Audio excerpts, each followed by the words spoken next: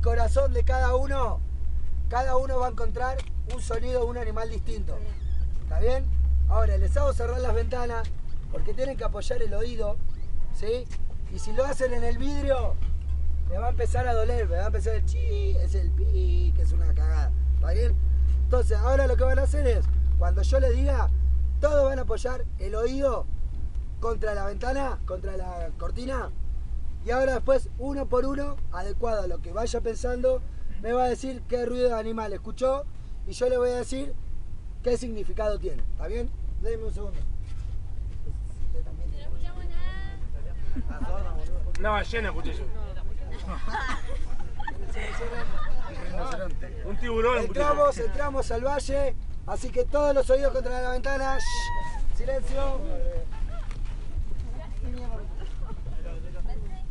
Bueno, bienvenidos al Valle de los Boludos. Ponen el oído contra la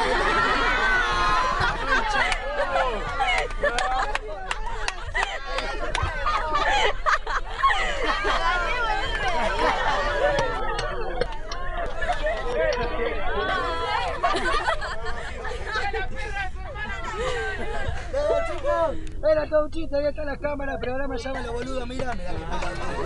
Ya, mira, está mirando. Era un chiste.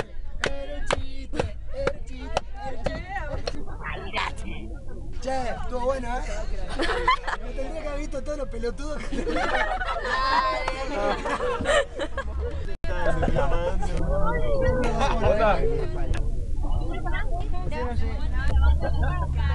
grabando de la turca, contala como quieras. Che, ¿qué escucharon?